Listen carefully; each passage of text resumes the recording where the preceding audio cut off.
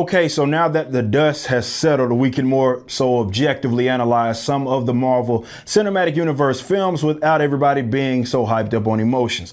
Today, I want to do some compare and contrast between two different films. It is absolutely no secret as to what my thoughts are regarding Captain Marvel, aka Captain Shoehorn, aka tokenized Marvel. But speaking of Marvel, you know that one of my major criticisms of the Captain Marvel movie was how they did Marvel and Monica Rambeau. Marvel was nerfed and ginger changed to an old ass white woman. Monica Rambeau was sort of infantilized and made to look up to Carol as some like aunt figure that, again, she looked up to, though this is something that never should have been depicted when you consider that it never happened in the comics and Monica was developed before she ever even crossed paths with Carol Danvers. She's a completely original character. So of course the legacy of two original characters were crapped on for the sake of boosting up Carol Danvers. But let's focus on the Marvel thing. And I have to reiterate these points really because there's always some chumps in the comments who are new to my videos. So if this sounds like a broken record, I'm repeating things, good, it means that I'm being consistent. Anyway, for those that don't know, Marvel is the original Captain Marvel. He's not a knockoff of DC's Captain Marvel, aka Shazam now. He's a completely original character that went on some really fairly classic arcs, considering that he was the first one to ever have like a full-fledged beef with and defeat Thanos. He's also part of Marvel's first graphic novel, The Death of Captain Marvel. I will not sit and pretend like he is the most popular character ever, but he did have some legacy and has been part of some really great arcs as Marvel entertained being really in the cosmos. He's sort of who popped that off. Keep in mind that Carol Danvers is unoriginal. She was brought in with powers as just really this tokenized version of Marvel when she became Miss Marvel, of course. It wasn't until the recent decade that she became Captain Marvel. It hasn't even been 10 years, and she's the 7th person to rock the name Captain Marvel. Now, the important thing to note is that she for sure came after the first character. This is a similar situation with AntMan in the Marvel Cinematic Universe, which is based off, of course, Scott Lang.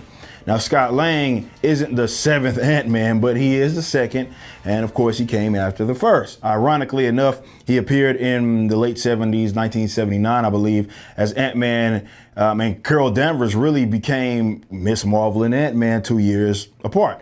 So what exactly did the AntMan movie do better than Captain Marvel in the current Marvel Cinematic Universe? AntMan respected the legacy of the OG.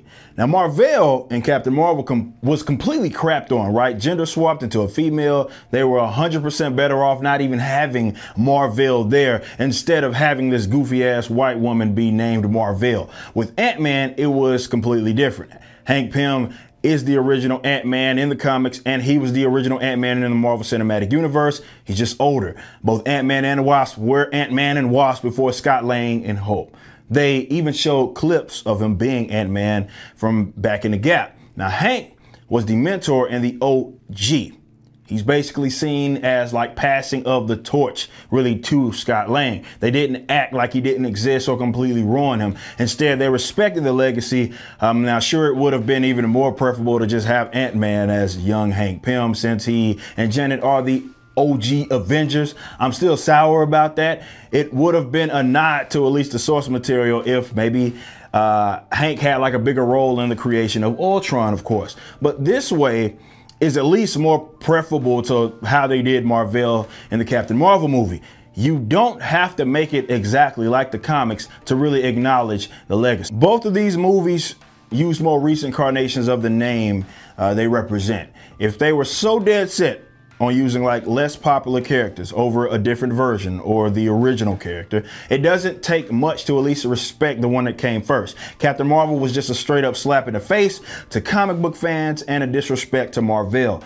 There were so many other different options that they had. They could have taken different routes. They could have just made some connection to Captain Marvel, Carol Danvers that is, and Marvel as the original hero. They could have even killed him off due to cancer, just like what happened in the comics. They could have brought Carol in as Miss Marvel, then killed Captain Marvel and had her then step in as Captain Marvel. It's my preference that, you know, she never would have been brought in, considering how lousy this character is. I'm just saying that all things considered, they could have handled this in a different way. They actually went out of their way to crap on Marvel, which was completely unnecessary. And we still don't really know why they did this.